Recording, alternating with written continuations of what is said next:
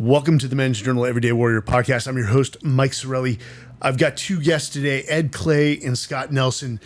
Just right off the bat, how many times have your names been mentioned on the Joe Rogan podcast? Have you guys actually done a count? I don't know. I never have done a count, but someone just sent me one that I've never even heard myself. Randomly, somebody on Instagram hit me up. I met them at the last UFC, whatever, said hi. And then he was like, oh, did you know that Joe Rogan talked about you with Eddie Bravo and Gary Tonin? And I was like, no, what episode is that? So he sent me the link, and I missed that one like 3 years ago. You guys haven't been on his podcast yet? No. That's got to change. Because I went, there's a number of clips where he talks about what you guys were doing, especially Eddie Bravo and both of you. So, I'm excited today because, one of the things I never opened my aperture to is alternative medicine. And recently, about a year ago, came down and did the ibogaine treatment in Mexico, as well as 5-MeO-DMT, which was just absolutely spiritual from a trauma perspective. But what you guys are doing is amazing. I want to get into the backstory, but I mean, everyone knows what stem cells are. I don't think they totally understand how they're an alternative form of medicine and how they're providing longevity to people's careers. So I really want to dive into that. But before we do that, I want to get into both your backgrounds. Ed, we'll start with you. Just, where you came from and what led you to this sort of arena. Yeah, so, I started training mixed martial arts when I was young. I started wrestling when I was 11, boxing when I was 13, Brazilian Jiu-Jitsu 15, Muay Thai 18. And opened my mixed martial arts school when I was 20. Ended up being one of the largest in the country, close to 1,000 students. Started Gameness, which was the largest supplier of Brazilian Jiu-Jitsu martial arts uniforms in the world for a while. Yeah. And built all that up and sold everything in 2011 and 2012. Also those two things specifically. And so my mom, actually, it's funny you mention ibogaine, because in 2008 I tore my LCL, PCL, and meniscus training fighters. And I had team doctors. They got me on opiates. And so for about 2 years I was went to stop one day and went through a withdrawal and experienced that a number of times over the next 6 months, wasn't able to stop. So I went to a therapist. I said, hey, I'm completely functional running my companies, but I'd rather have a clear brain and deal with the pain than a foggy brain and no pain. And he said, America is behind the times when it comes to opiate withdrawal. Google ibogaine. And so I Googled it, and I was like, I was skeptical. It supposedly stopped all opiate withdrawals, and one of the strongest, psychedelics in the world. And then I watched a couple documentaries. I was like, you know what? I'll give it a try. So I took a plane to Mexico City, took a bus 2 hours south, did ibogaine in somebody's bedroom. I was home 72 hours later, never had withdrawal, never had a craving. And I thought to myself, wow, if this can work so well and is not legal in America, not available, what else is out there? My mom, who you met, she has a rare form of rheumatoid arthritis. So much she got multiple staph infections from the side effects of the medications, broke her back on a short fall, got tuberculosis because of the side effects of the medications. And so we were in a big search for her, kind of making a longer story short. It was a treatment called Coley's toxins for rheumatoid arthritis that I had read a study about in 1923. And there was no hospital that had it except this one hospital in Tijuana, Mexico, that had closed down a year or two before. And so Scott, Dedrick, and I basically found the owner, bought the hospital from him, hired back some of the original staff. My mom came in a wheelchair, first patient, second patient, came in a wheelchair, left 3 weeks later walking, and has been in remission now for 7 years. So ibogaine was the catalyst of all of that. And we actually did ibogaine in this hospital as the first licensed hospital to do it too, because we wanted it in a licensed facility. No kidding. Yeah. So you did it in somebody's bedroom. Yeah. In Mexico. Yeah. I mean, was it just sort of very? That doesn't sound like it's the best setting to do ibogaine. It was a special place. It's called Tepoztlan, Mexico. It's a little mountain town, about 2.5 hours south of Mexico City, and it was a great setting actually.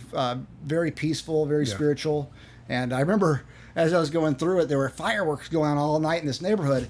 And I thought the freaking Mexican army was coming in or something. I was tripping, basically. And I'm like, what's going on here? And then I realized they assured me that that was not happening. Yeah. But that was probably like the weirdest thing that happened during that experience. Did you ever do it again? 2 other times, yes. 2 other times? Yes. I've heard, I was just talking to a SEAL buddy who's down it twice. He said the second time was amazing. It was almost like he had a guide and he was asking him questions. They were guiding him through this sort of wormhole and answering the questions. Did you Yes. feel like you could control it a lot more on the second time? You know, the first time I had that guide, no more kidding. so than the second time for me. And yeah, I was asking some very specific questions. I learned a lot about myself. I had big fears of my parents dying that I didn't really know about, and I wasn't experiencing without that with them dying, without them knowing how much I loved them. They meant to me, and that was like a big conversation that I was having, and it was very emotional. But it was like also a release when it was over, because I was carrying around a number of different things from growing up, as we do in life, and really kind of getting in touch with those things and letting him go. Call my mom and dad, crying like, hey, in case you didn't know, you mean the world to me, Yeah. and that was. It was an amazing experience. Well, I consider myself lucky that I was with Mom and Pop Clay. That's awesome. I didn't know until this morning. Okay. And they're like, yeah, we didn't want to overly announce it. Good people. Yeah. So you guys have known each other a pretty long time then. So the hospital you bought was Chipsa. Yep. I'm assuming. Yep. Oh yeah, it was Chipsa. So you guys tracked down the previous owner. The building still existed, a lot of the equipment, and you basically bought it from the previous owner and stood back up. Yeah, so we were looking for a way as well to do a licensed hospital to where we could do ibogaine as well. So that it kind of all fell into place. It was like so many things were, you call them coincidences, but they all kind of came into place. We had known about this one place, and we had been kind of looking, but we kind of stumbled upon it as well. So it was an interesting way it all happened. Scotty actually got me involved in a leadership program. And it was part of my 100-day, we call it PSP, personal strategic plan, to achieve these goals. And I mean, we were just, we're grinders. So we just put a plan together, focused, did my meditations every morning, and, Grinded it out, made it happen. So, well, first off, we got to come back to that leadership thing, because that is my passion. But Yeah. Scott, what's your backstory, man? Oh man, where to start? I've been involved in Brazilian jiu-jitsu in the fight world since '95. I have the oldest running onthemat.com website. Don't do too much with it anymore, but pre-YouTube and stuff, we were the spot. And started out marketing VHS tapes. Actually, I put a few fights up on the internet. It was pre, high speed internet. You had to have them and download it overnight. And then I got an email from someone who's like, "I'll pay you $40 to put those fights on a VHS tape and send it to me." I'm like, okay, and that kind of just sprawled into I started first with the videos, then with the apparel, with the gear. Ed was already manufacturing gameness in Pakistan. I ended up having a crazy trip. I went to Pakistan to make jiu-jitsu gis. Thought I was going to get kidnapped one night, all kinds of fun stuff like that. And then that turned into a chain of retail stores. Had 13 stores at one time, and kind of Ed and I have been besties forever. And when he was doing this project, I actually went down to Tempa Salon too, which is an amazing spot to do ibogaine down there when he was doing that down there. And then getting involved with this, it's kind of a no-brainer. I didn't really know what I was getting myself into when I first got started. Didn't really know anything about cancer treatment, alternative cancer treatment, autoimmune, any of these things. But I always loved jiu-jitsu because if I could drag somebody to the mat and they trained long enough, it didn't matter what was going on in their life, right? If they're angry, sad, not confident, whatever it is, need to be humbled, diet problems, overweight, the mat fixes everything, right? You get a brotherhood of friends and people around you. You get in shape, you get confidence, you learn how to create strategies, all of these things that are really good.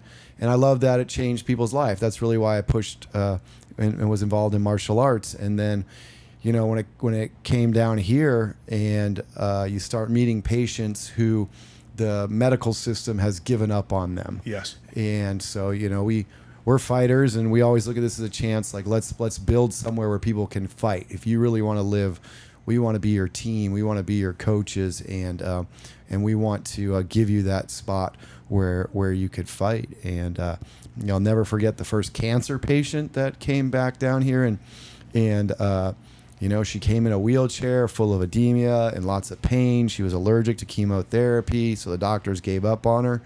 And she was here about 3-4 weeks. You know, left walking, had her life back, got to go home to her 3 kids and her husband. No, not cancer-free that quick, but like on the path. You know what I mean? It's rare for someone to become completely cancer-free in just 3 weeks, because the people that come here are terminal, right? They're usually at the worst possible spot. So it's a process for everybody to get to that what we call durable remission. But she was, you know, told she had a month to live. She was told to go here, take a bunch of pain pills, go home and get your affairs in together, call hospice, and you know, to get that chance to go back and be with her family and her kids and stuff is like, hey, you know, there's something going on here, you know what I mean? And it's been that's got to impact you guys pretty substantially. Yeah. Well, Hits the highs are the really, really high, and you know, it doesn't work for everybody. Yeah. We're always doing the best we can to make it work better for every person that we can. But you know, this is stage 4 terminal cancer. You know, there's nobody has a great solution, right? So first off, I got to say, most people listen to this podcast. They don't watch it on YouTube. So if you look at Ed and Scott, they've got cauliflower ears. I can't stress enough, guys. I always tell people, if you're in a bar and you're about to get in a fight and the person has cauliflower ears, consider this a public service announcement. Walk the other direction unless you're a really good boxer. It's a joke. But so it's interesting. I mean, you guys are fighters. You're also, it sounds like, serial entrepreneurs, but really within, you know, the fight industry, either, you know, commercial goods, skis, you know, sort of e-commerce and the videos for On the Mat. That seems like one hell of a leap from what you guys were doing to you know, buying Chipsa. I mean, was it solely for your mom at that point? It was a mix between that and ibogaine. You know, it was and it didn't seem at the time. It didn't seem like a leap when we were actually like looking to raise money, and people were telling us no. I was like, what is? They don't see the vision, you know. You know, now looking back, it was a leap, but I'm kind of glad because, you know, if you think about the early days of the UFC, I like to use this analogy. You know, Hoist Gracie, I always wanted to know what style of martial arts was the best martial arts. Yes. You know, was it Kung Fu, karate? And the UFC came out. I was like, oh, we finally get to see this. And it was this Brazilian guy that came in and choked everybody out. I'm like, what in the world? It's like, oh, it's jiu-jitsu. And then, you know, the wrestlers came in. They learned how to defend the submissions. And then the kickboxers learned how to defend the takedowns. They're knocking out the wrestlers. And then it evolved into this MMA that we know today. And so when we went into this, it was like where we were at, what works and what doesn't work. I believed in Coley's toxins. I had read the research and the data.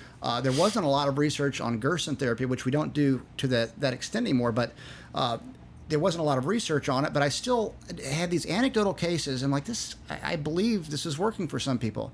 And so when we started doing it, you know, we got to see what worked and what didn't work. And we would have people that were sent home to die, and we would extend their life. You know, rarely are they, you know, like a stage 4 terminal cancer patient with a month to live, are they going to be living, you know, 2 years, 3 years? But you know, if you're able to extend somebody's life by 6 months, a year, you know, that's a win. Like, you know, and so we started seeing that. But you know, you have the alternative side and the conventional side, and the conventional side likes to throw giant stones at the alternative side. The alternative side throw giant stones at the conventional side. Neither side has a great answer for terminal cancer, and the egos get in the way.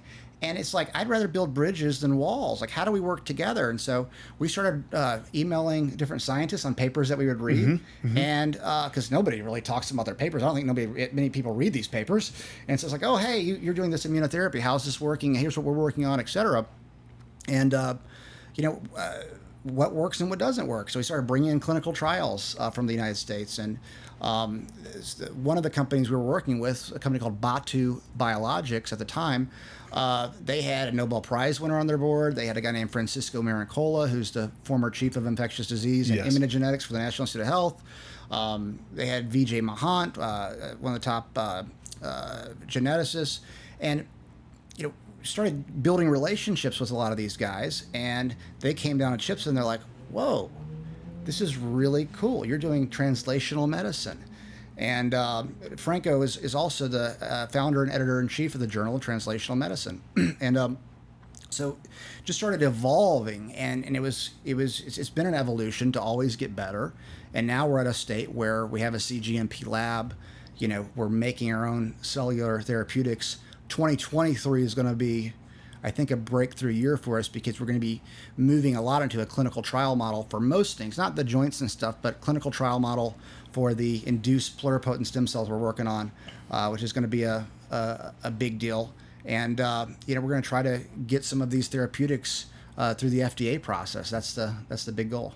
So do you guys see yourselves more as coalition builders between the conventional and alternative medicine, rather than banking on one particular sort of modality? Yeah, absolutely. Yeah. Yes. How do you build bridges and, you know, keep the ego out? And, you know, a lot of times we're working on the same things. That's interesting coming from a bunch of fighters, where usually, you know, you think, I don't know, like, the if you best want to be a fighters good are- fighter, you got to have an open mind, Yeah. and you got to be open Yeah. to coaching. And, you know, if you're going to fight, I always say, if you're going to fight a karate guy, you better have the best karate guy training you Yeah. and the best anti-karate guy.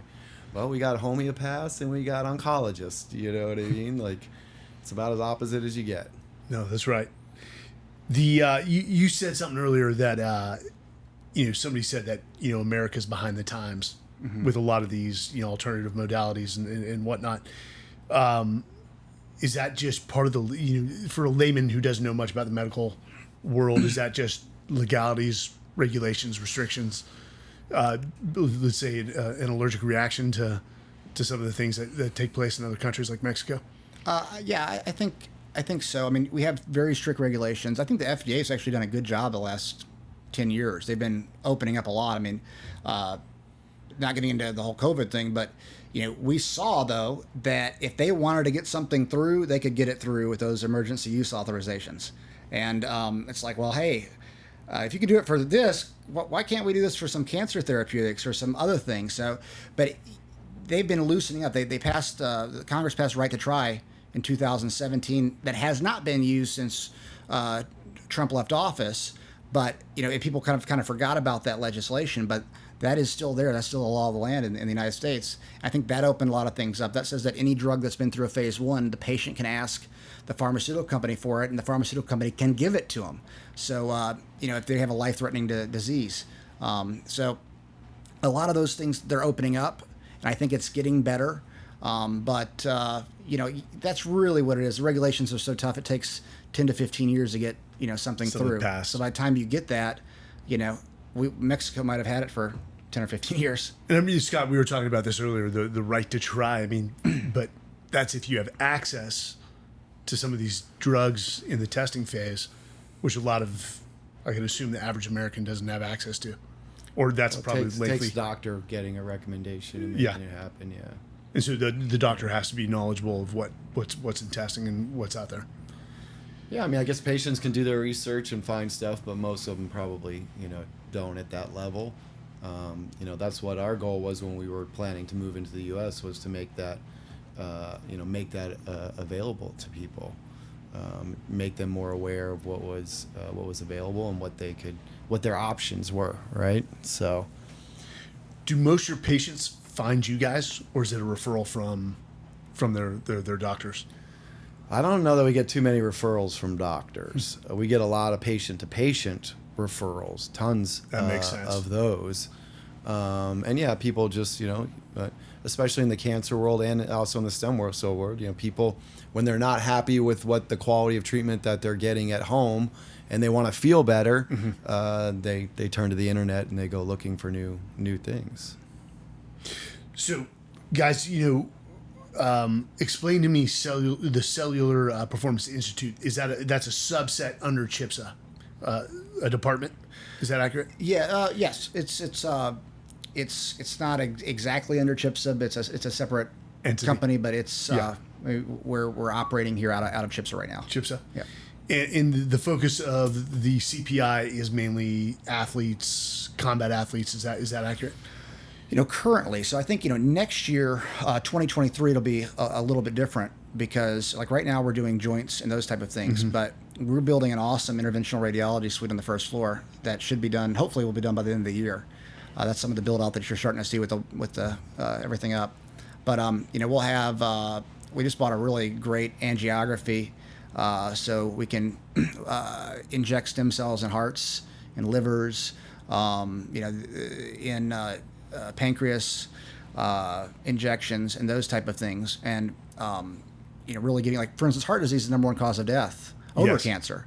So the idea would be to inject the heart with stem cells and hopefully regenerate that tissue that might have died. Not to the point that, for instance, you're curing heart disease, because there have been actually some reasonably good studies on this, the injections into the heart. But you can sometimes take an injection fraction and take it from 20% to, let's say, 35%, and then it's the difference between people not being able to stand up or walk to the car and being able to go to the grocery store. And so that's what we're looking at with that. And then when we do the induced pluripotent stem cells, which will be under clinical trial, making cardiomyocytes, so making beating heart cells, making liver cells, kidding. making all those different type of cells, and doing those trials fast. So it takes right now about 5 years to get a trial done in the U.S. phase 1, but we'll be able to do that in 12 months. In Mexico. Yep. So we'll be able to get it done fast and really translate that research into something that's meaningful for the world. Now, for Mexico, are they just very supportive of the research you guys are doing and expediting things? Yeah, so we have our licensing we have our cellular licensing, so we're able to do those type of treatments in Mexico. So they've been, they were one of the first to really embrace the cellular therapies, and there's been a lot of great research out of Mexico. Like, dendritic cells have been done since probably 2000 at Chipsa. The first dendritic cell vaccine that was approved in America was 2010 with Provenge. So Chipsa was doing it 10 years before that. Those doctors won a Nobel Prize in 2011. So there's a lot of things, especially if you get to the higher level science, that can be done here and translated fast. And that's what we're about to do. We're about to build a world-class genomics lab. We're building, it's going to have proteomics, bioinformatics. We're going to be bringing, this is going to be like a translational haven for just translating this high-level medicine fast, so we can make these discoveries, we can get them to humans, we can save people's lives, we can extend their lives, and make a difference. So there's got to be a stigma with stem cells in the United States. I think a very bad stigma of when people think STEM, they think fetuses, Sure. which is wildly inaccurate for stem cells these days. Walk me through the difference between stem cells you find in the United States versus what you would find here in Mexico. Yeah. So you have, like, we have a mesenchymal stem cell. It comes from the umbilical cord lining. So full birth, umbilical cord that's donated after birth. And then, we can expand them in Mexico. In the United States, you're not allowed to expand those. So let's say you're getting 10 million stem cells. You may only be getting 1 to 3% of the 10 million. And there's other growth factors and good things in there, but it's not what we're not expand. They're not able to expand them and give you all 10 million stem cells. That's number one. As far as the debate on the fetuses, that came from embryonic stem cells. Yes. And those are what's called pluripotent stem cells. So, which has its controversy. But that's not at all what we're doing. But we are going to make induced pluripotent stem cells, and that is taking an umbilical cord lining and making it more primitive to where it's a pluripotent stem cell, adding proteins and those type of things to where you're able to make those other cells. So it's taking away the debate of the abortion, those type of things. Yeah. And we're not doing that yet. But that's where the debate was over the embryonic stem cells And I think that where the science is now, we can not have that At part all. of the debate Yes. anymore. Yeah. Walk me through the benefits of stem cells for the listeners, and then I want to also, I know usually it's a 5-day protocol here at CPI, Sure. if that's accurate. Walk me through the benefits, sort of maybe past clients you've seen and the results. How about I that tell they've my got. story? Yeah, So, love it, dude. Yeah, so basically I broke my back in 2000. Well, actually, I probably broke it long before. I was training actually with Rafael Lovato, who you met here down in Brazil. Broke my ribs. Hurt so bad from my ribs when I went to the hospital in Brazil. Didn't speak enough Portuguese at that time, but I could point at my ribs and say, it hurt right here. Got x-rays. Had 2 ribs that were floating and 2 that were fractured. What I didn't know at the time is that I had fractured 3 of my vertebrae because I never had my vertebrae. And then as time went on, I just kept training and everything. And the final straw was I was actually in China, 2009, running down an escalator, and I felt a massive pop in my back. One of my discs had ruptured, S1L5. Got back to the U.S., tried everything I could figure out not to have surgery, but basically I had a piece of the disc that was lodged in my spinal cord that had to be taken off, and so I needed some discectomies. I did the surgery, couldn't really walk for 8 months, got this beautiful gray hair for the first time, got fat for the first time in my life, and took me about 2 years before I get back on the mat and train. And I'd lost a lot of core strength, a lot from that. 3 years after that, I was back to just as bad as I was pre-surgery, and over time it just kept getting worse and worse. So when I found out there was a chance I could do stem cells in my back here, I had 3 of my discs injected. I could feel the pressure come off went in the procedure of getting the stem cells injected. I felt like I got taller, and I felt pressure coming off my nerves. Still a painful procedure, but within 3 or 4 days, I was without nerve pain for the first time in 12 years in my life. A couple weeks as the stiffness wore off, I just kept getting better and better. I had an MRI before I had it done.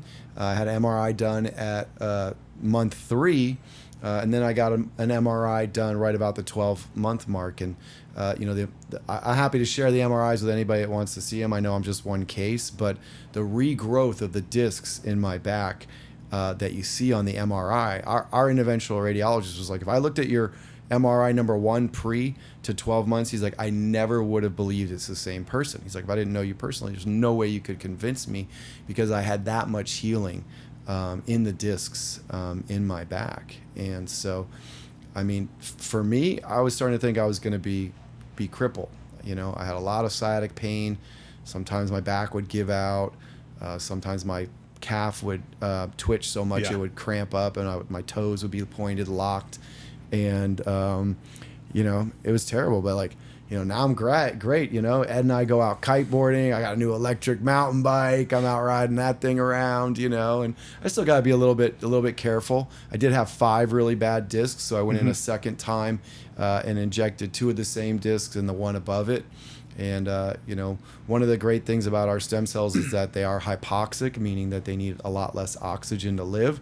Not a lot of blood flow inside of a disc, right? So, and what I spent with insurance on back surgery and physical therapy, was more than it would have cost to get a stem cell treatment here. So, And at the time, you got the stem cells at this clinic, or I was the first person to get their. Well, we can't. I got to do it on me first before I'm going to do it on anybody else.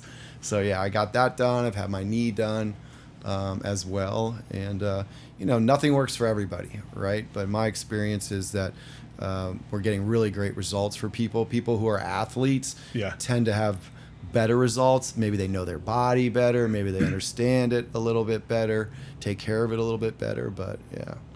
Well, it seems like you guys have a massive following within the MMA world, as well as wrestling and pro athletes. Have you guys? I know you're collecting a lot of data, and you've built a panel of just all-stars. From the data you're seeing, what's sort of the success rate, or is that sort of a loaded question?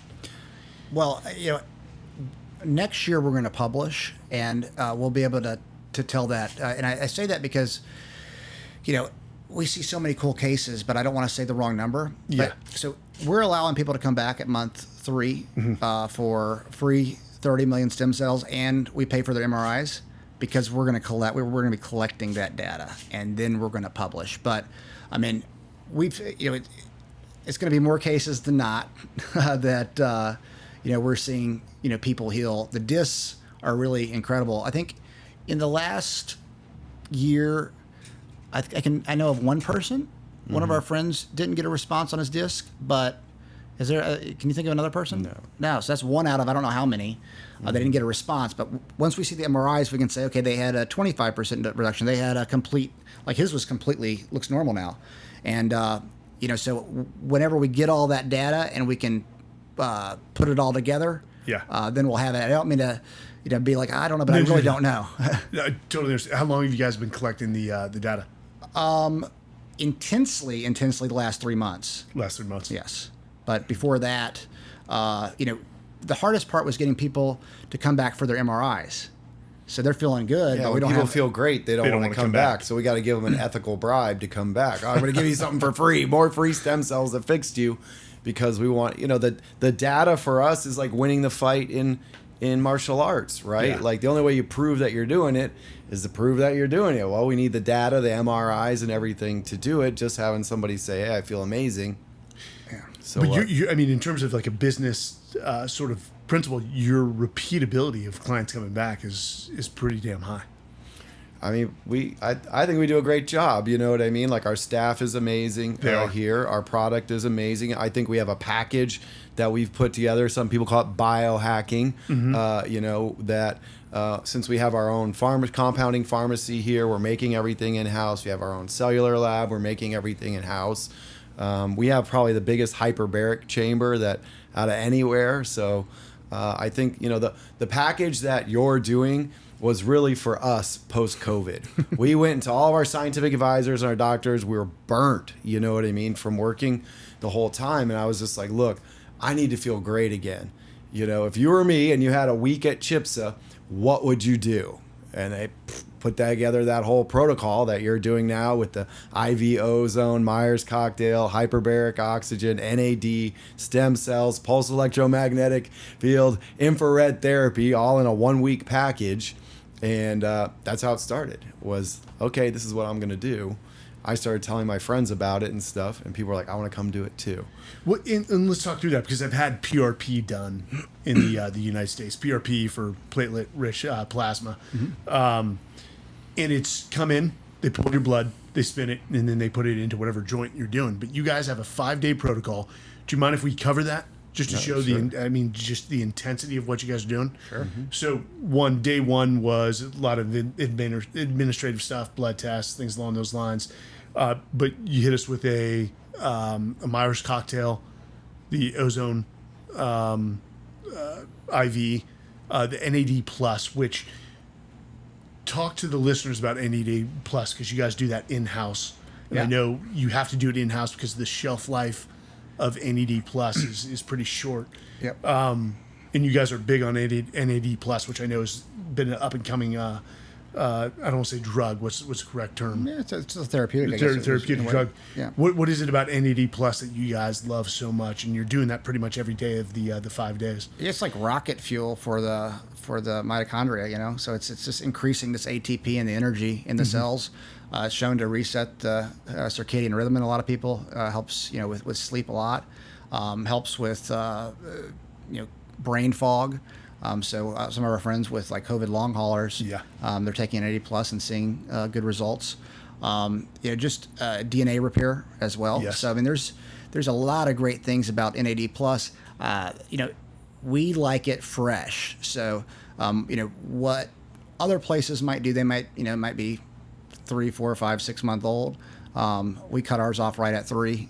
Nobody's getting anything older, and most of it is within the first 2 to 4 weeks. Yeah. So we're making it fresh constantly, and I can actually tell a difference. Yeah. With I was fresh. going to ask you, have you done it somewhere else? So I did. Yeah, But did you I notice? definitely felt I had to ask to slow the drip. That's just because Yeah. I'm a big ass wuss. Right off the- No, I don't think so, because we have a lot of people that come down here do NAD other places. I got one guy comes back every 3 months just for that. Yeah. And they all say the same, like, oh, this freshness, it's different. It's different. You know? Are you guys doing personally? Are you doing that on a weekly basis? Yeah, he does it more than I do it every other week. You know? Every other week. I do it every As week. soon as my eyes start hurting, I do NAD and my eyes like get better. It's I wish it lasted a little longer, but it really does. It helps my eye. I'm staring at computers all day long, and man, it helps. And I can see how clear or light your eyes Yeah. are right now. Did you notice that? And you said it the other day. Yeah. You know what I've been really impressed of the 5 days. It's almost like it's a concierge service. Your staff has been awesome. I know Wednesday, which today's Thursday. Yet Wednesday was the injection day. I had both my knees done, my right hip, both my shoulders. Your staff was awesome. The process was not as painful as I thought. It was actually pretty smooth. Last night was a little rough, but that's to be expected with the pressure in the joints. But you guys do a great job with the pain management, and so it's been less than 24 hours, and the only thing I can feel is the stiffness. But going back to the PRP clinics I went to, they didn't do the the NAD plus. You guys also have the hyperbaric chamber. You got the PEMF and then the sauna.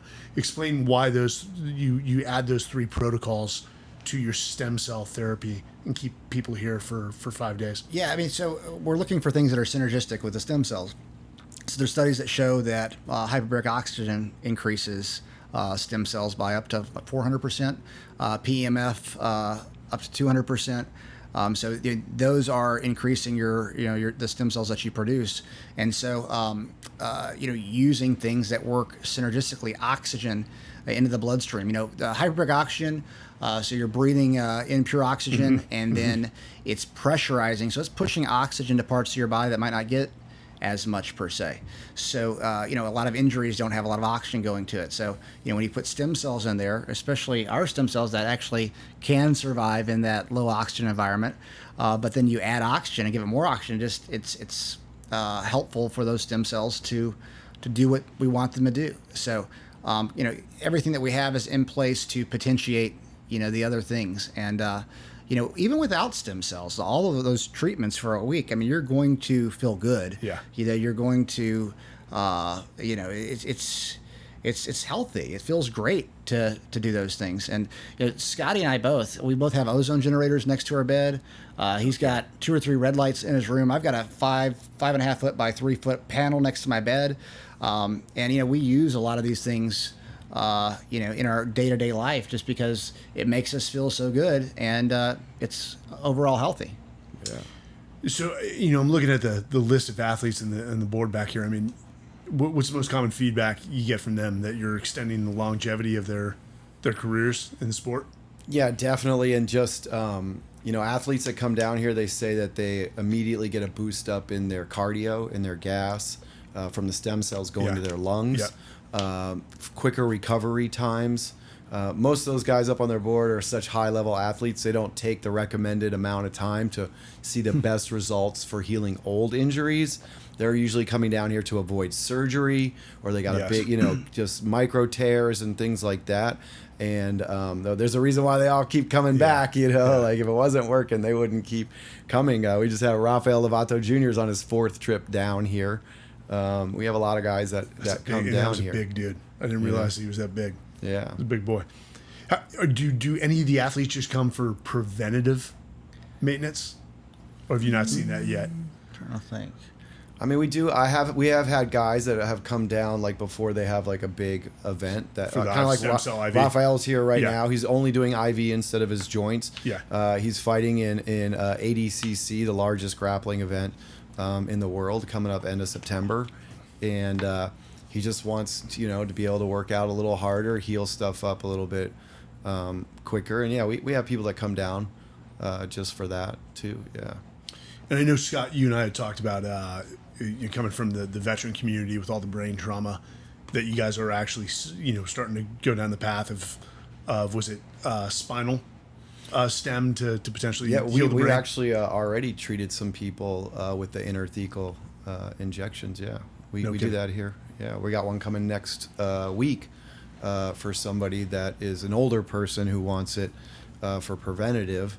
But yeah, we've done that. Plus, you combine that with the HBOT training and And the NAD and everything else. Yeah.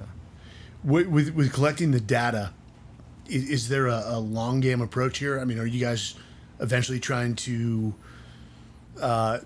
convince the United States to change certain policies or? Oh yeah, absolutely. Let's not convince. We take our data and we submit it to the FDA. So we have our U.S. biotech company. Yeah. So we have our therapeutics.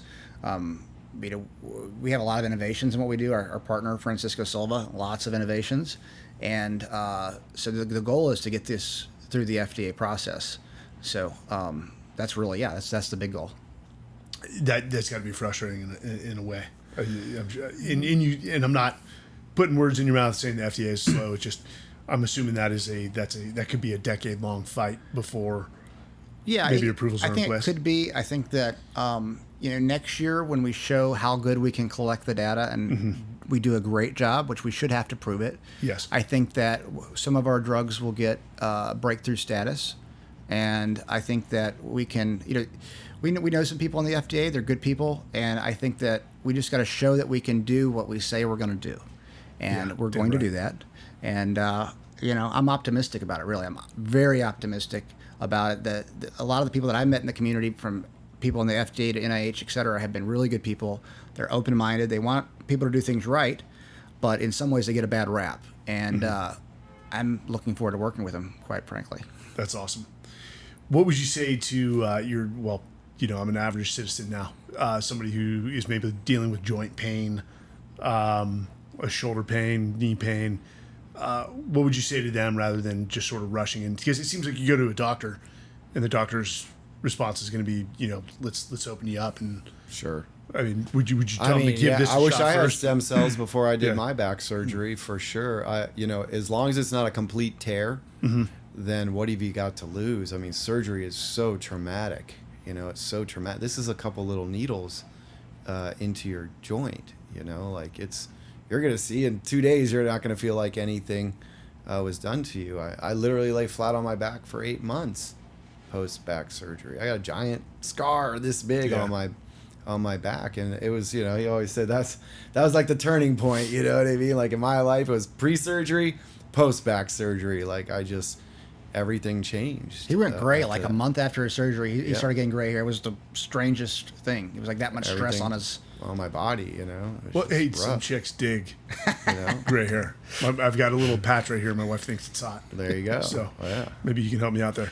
Talk to me about the sort of post stem sort of rehabilitation, because ultimately you want to limit working out for about 6 to 8 weeks. Well, I think you any new inflammation you cause is going to take away from the localization of the right. Exactly. So, and just not drinking alcohol. The longer you can go without drinking alcohol, the better. Don't pout that much. Can't be that bad. I'll cut back on my mimosas and whiskey. So 8 weeks, you take it slow. A lot of flexibility, mobility training, and that usually results in the best outcomes. No heavy lifting. About at least a month, I would say. No heavy lifting and it also depends what you're treating. So like when you're doing a back, you don't want to lift anything over your head that's going to cause pressure on the discs. You don't want to squirt any stem cells out. You don't want to, cause any of that. You want there to be as much healing as possible. I did physical therapy, although irregularly. I went to a physical therapist just working here at the hospital. I didn't have a lot of time, and that made a big difference. So we always suggest, do light physical therapy with it too. Anything you would add to that? No, it's just I've seen people that, especially with the back injuries, they'll get their disc injected, and a couple weeks in they're working out, and they'll be my friend like, hey, I'll message them like, hey, why are you in the gym right now? And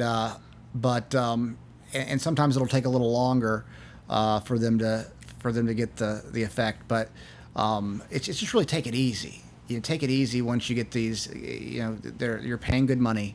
Yes. Might as well get the full possible effect. Yeah. And so they give the doctors give a sheet when you leave, like specifically week 1, week 2, all the way to I think week 6 or 8, And I would stick with what that sheet says for whatever you had done, and really stay focused on it.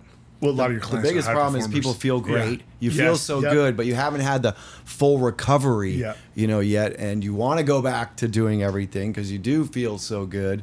But it takes, it takes time for stuff to grow back. Well, fellas, I can't thank you enough for having me out here and actually going through the treatment. I mean, dude, I can think of hundreds of my brothers within the special operations community that need to come out here, just given the injuries, which are very synonymous with UFC fighters and stuff like that. I mean, it would pay dividends for them. What is the best way for people to, one, find you, and then two, start the process of talking to your reps about coordinating a trip out here? Well, first of all, thank you and all of your brothers for your service. We do have a service discount. Both of us come from families that have military. And, the easiest way is either, on Instagram, we're CPI Stem Cells. The website is cellularperformanceinstitute.com. There's just click a button. We offer a free doctor call. It's best if you have MRIs and stuff like that so the doctor can look at them, but not necessary. I can usually get you an MRI cheaper down here than your deductible is in the United States. I was going to say, yeah. And we get the results back, if not same day, then within 24 hours. So if you don't have one, it's not the end of the world, but it definitely helps. But you will be getting one when you get down here. And the doctors want to see exactly what's going on the day or two before they do the injections to make sure you get the best results possible.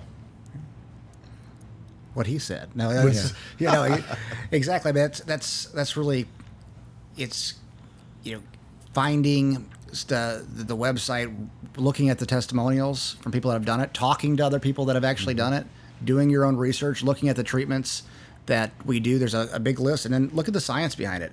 I mean, you can type in, NAD plus and for, brain conditions or, hyperbaric oxygen for wound healing or all of these things and really see how they work synergistically together and, make your own decision. If it's not us, we want everybody to get healthy. It might not be us. It might be something else. It's just like, make that step to actually make a positive difference in your health. Well, guys, definitely you guys are innovators. You're helping people with their quality of life and longevity. So, again, thank you. And for all the listeners, we will post all the information on the Cellular Performance Institute. Give it a look. Talk to one of the doctors. Thanks for joining us. This is the Men's Journal Everyday Warrior. I'm your host, Mike Sarraille. Until next time.